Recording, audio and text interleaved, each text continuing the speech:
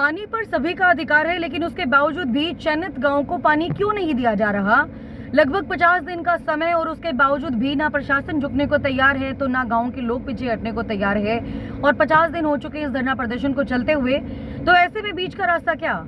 तो आपको मैं एक स्कीम बताना चाहती हूँ, जिस स्कीम का नाम है multi village drinking water scheme. यानी कि ये जो स्कीम लेकर आई गई थी, ये सबसे पहले कर्नाटक राज्य में लेकर आई गई थी, जिसके अकॉर्डिंग 291 गाँव को पानी दिया गया है, और वो भी नहर से डायरेक्ट कनेक्शन के बाद। अब आपको ये थोड़ी सी पेचीदा बात लगेगी, क्योंकि शायद ये बात आपने पहले नहीं सुनी होगी, जिसके बदौलत अगर आप NHAI से होते हुए जो कनेक्शन गांव के अंदर लेकर आएंगे, फिर वो जो गांव से कनेक्शन है फिर वो शहर के अंदर जाएगा, तो यही एक सॉल्यूशन निकल सकता है। अब आप सोचेंगे कि ये काम कैसे करेगा, तो आपकी जानकारी के लिए बता दूं, ये काम ऐसे करेगा कि पहले NHAI को एक लेटर लिखकर देना पड़ेगा वाटर सप्लाई की तरफ से, और लेटर लिखे जाने के बाद फिर वहां से पाइप डलेगी, और पाइप डलने के बाद जो कनेक्शन है वो चयनित की डिग्गी तक किया जाएगा, वाटर टैंक तक किया जाएगा, और वाटर टैंक में तब पानी जमा होगा, और उसके बाद जो है आगे शहर के अंदर सप्लाई किया जाएगा।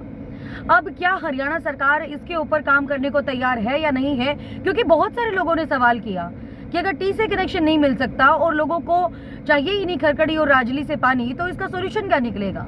प्रशासन कह रहे हैं, प्रशासन के द्वारा बार बार जो है ये प्रेस कॉन्फ्रेंस करके या फिर प्रेस से बात करते हुए जानकारी दी जा रही थी कि टी देना असंभव है, दे ही नहीं सकते। ऐसे में सॉल्यूशन जो है वो यही है कि, क्योंकि लोग सवाल कर रहे थे कि क्या कोई ऐसा कनेक्शन पूरे हरियाणा के अंदर हुआ ही नहीं।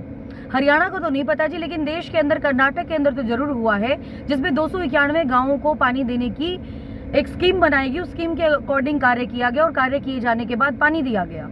अब सवाल बड़ा ये उठता है कि जब पानी का जो अधिकार है वो हर एक व्यक्ति का है, तो क्या हरियाणा सरकार इस स्कीम के ऊपर काम करेगी या फिर इस सॉल्यूशन के ऊपर काम करेगी? और इस सॉल्यूशन पर काम नहीं करती है तो फिर क्या इंटरेस्टेड है हरियाणा सरकार इस धरने प्रदर्शन को आगे बढ़ाने के लिए? क्योंकि सरकार ने भी ये चीज लोगों के सामने रखी थी। जब PWD मिनिस्टर रणवीर सिंह गंगवा के द्वारा प्रेस कॉन्फ्रेंस की गई, और विनोद भैना जो MLA हैं हांसी से, उनके द्वारा प्रेस कॉन्फ्रेंस की गई, तो उन्होंने ये सवाल किया था जनता से कि क्या हरियाणा के अंदर कहीं पर ऐसा कनेक्शन है कि नहर से डायरेक्ट कनेक्शन जो है शहर के अंदर लिया जा रहा हो, और ऐसे में बीच में किसी गाँव को पानी दिया जा रहा हो। तो अब ये कनेक्शन अगर कर्नाटक के अंदर निकल गया है, जहाँ पे 291 गाँवों को पानी दिया जा रहा है, तो क्या अब ये कनेक्शन यहाँ पर भी लगाया जा सकता है? क्या हरियाणा में भी एक बड़ा बदलाव लाया जा सकता है? और क्या इस बदलाव के आने के बाद जो पानी की पूर्ति पूरे गांव वालों को होनी चाहिए थी, पूरे गांव के अंदर होनी चाहिए थी, तो क्या ये स्कीम दोबारा से तो नहीं, मतलब पहली बार चयनित के अंदर लागू किए जाने के बाद क्या गांव के अंदर लगाई जाएगी, ताकि पीने के पानी की पूर्ति हो सके? क्योंकि लोग परेशान हैं, हताश हैं, लोगों के घरों में पानी नहीं आ रहा।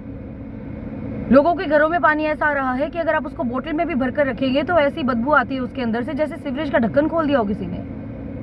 हम खुद जाकर वहां पर देखकर आए हैं, बोरवेल तक सूख चुके हैं लोगों के। तो ऐसे में अगर उम्मीद बची है तो सिर्फ सरकार से बची है, और सरकार अगर इस स्कीम पर काम करेगी तो मुझे नहीं लगता कि इस बात का सॉल्यूशन निकलते टाइम देर नहीं लगेगी। बाकी पूरी खबर सुनने के बाद आपका क्या मानना है ये आप जरूर बताइएगा। और क्या आप मतलब कितने दिनों से चयनित गांव के धरने को देख रहे हैं, क्या आप लोगों की राय है, क्या प्रतिक्रिया है? और जो ये राय मैंने दी है एक तरीके से अपने सोशल मीडिया हैंडल के माध्यम से, इसको लेकर आप कितने ज़्यादा एग्री है ये भी आप देखिएगा। लेकिन स्टडी ज़रूर कीजिएगा पहले गूगल पर जाकर, क्योंकि मैंने स्टडी की है और उसके बाद मैंने ये चीज़ आपके सामने रखी है। Thank you so much everyone.